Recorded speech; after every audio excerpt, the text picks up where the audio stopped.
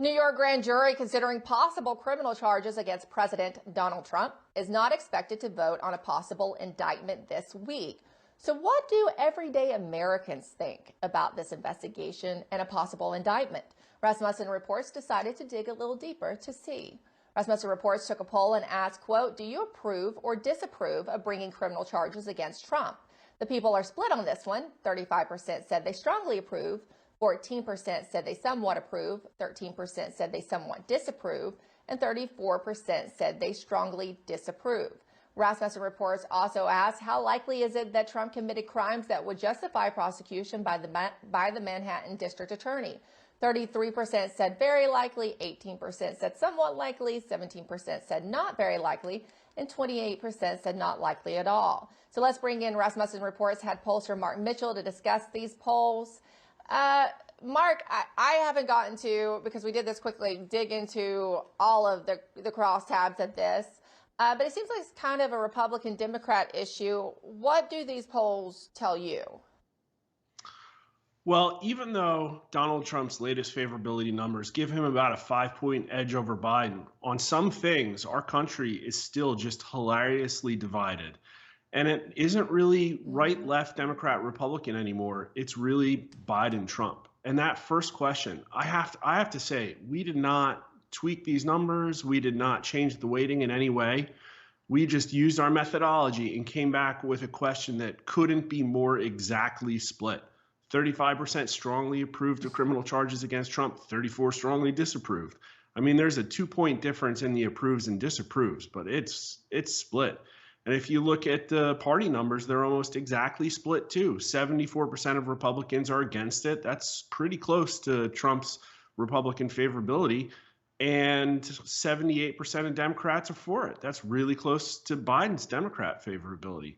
So just like right down the middle.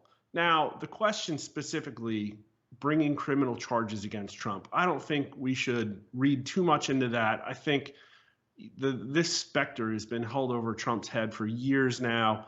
I think that there's probably a good portion of people on the right who think, yeah, show me the man, I'll show you the crime. There probably is something over Trump's entire history that they could go after him for. And then at the same time, there's probably also this aspect of, yeah, he's innocent. Bring the charges. And just like every other thing, Teflon Don, it's going to slide right off. So now, the second question is also very split right down the middle in a different way, though. So this one is, how likely is it that Trump committed crimes that would justify prosecution by the Manhattan District Attorney? So now that's right now with a specific crime. And we get a number that's 51%. So a very small majority think that it's likely that Trump committed crimes. Well, 2 months ago, we asked a very similar question about Joe Biden. How likely is it that since he became president, Joe Biden has committed high crimes and misdemeanors that would justify impeachment proceedings against him? So the question's a little bit different. And if anything, the bar for Biden is slightly bit higher for criminality, but the numbers were almost exactly the same. So for Trump, 33% very likely, Biden 34% very likely. Trump somewhat likely, 18%. Biden somewhat likely, 17%. So it's that exact same 51% for both Trump and Biden. And if you look at the party numbers, once again, the internals are almost exactly equal and opposite. If anything, Democrats are a little bit more understanding that Biden may have committed crimes by a few points versus Trump approvers or Republicans about Trump. So now, is it this hyper-partisan, exactly divided hellscape where everybody's fighting over 1 point and this is the new normal and this is how we're going to live going forward? I don't really think that's a case.